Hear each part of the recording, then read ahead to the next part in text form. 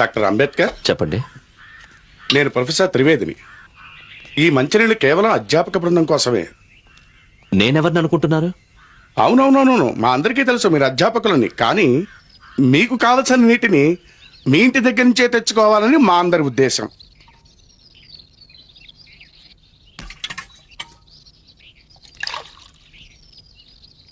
ఇక్కడున్న విద్యాధికులైన అధ్యాపకులకు నేను నీళ్లు తాగడం అభ్యంతరం అయితే ఇంటి నుంచి మీరే నీళ్లు తెచ్చుకుంటే మంచిది.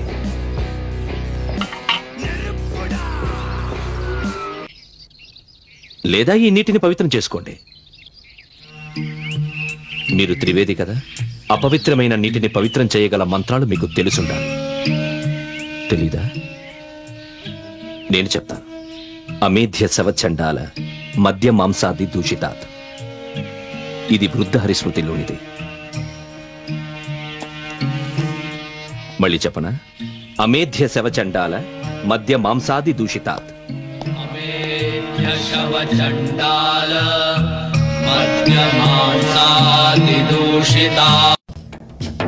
వాస్తవానికి ఈ దేశంలో హెచ్చు తగ్గులు లేకుండా అందరితో సమానంగా కూడు గుడ్డ నీడ పొందడం అందరి జన్మ హక్కు.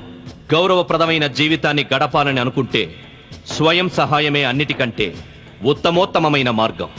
భారత జాతీయ కాంగ్రెస్ అధ్యక్ష స్థానం నుంచి మౌలానా మొహమ్మద్ అలీ మహమ్మదీయులు హిందువులు మధ్య అంటరాని వారిని సమానంగా పంచుకుందామన్నారు. అలా మాట్లాడడానికి ఆయనకి ఎంత ధైర్యం! ఇది మనం ఎలా సహించగలం? మన బానిసల్లా అమ్ముడు పోవాలా? ఇంత జరిగాక కాంగ్రెస్ ని ఎలా నమ్మగలం? సంఘ సంస్కర్త అయిన గాంధీ అప్పుడు జైల్లో ఉన్నారు. అంతా విని మౌనంగా ఉన్నారు. ఖిలాఫత్ కోసం పోరాడుతున్న మహమ్మదీయులను దువ్వడమే పనిగా పెట్టుకున్న అలాంటి ఉద్ధారకులు నాయకులుగా మనకు అవసరమా? అవసరం లేదు. ఈ సమావేశం భారతదేశంలో సమానత్వ యుగానికి నాంది ప్రస్తావనగా ఏర్పాటు చేయబడింది. ఇది భారతదేశ చరిత్రలో మునుపెన్నడూ జరగనిది. ఈ సమావేశాన్ని 1789లో జరిగిన ఫ్రెంచ్ విప్లవానికి దారి తీసిన సమావేశంతో పోల్చవచ్చు. ఈ సమావేశం మన దేశంలో సామాజిక విప్లవానికి ఆరంభం. ఈ సమావేశపు ఉద్దేశం అస్పృశ్యతను రూపుమాపడం మాత్రమే కాదు, మహావృక్షంలా పాతుకుపోయిన కుల వ్యవస్థను కూకటి వేళ్లతో పెకలించి వెయ్యడం. మనకే అమరత్వం రాదు ఈ చెరువులో నీరు తాగినంత మాత్రాన. కానీ ఈ చర్య మనం కూడా మనుషులమేనని ఈ లోకానికి నిరూపిస్తుంది.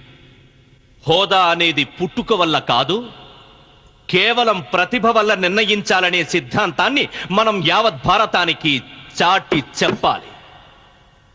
మన భారతీయ సమాజాన్ని కులరహిత వర్గరహిత సమాజంగా పునర్నిర్మించాలి.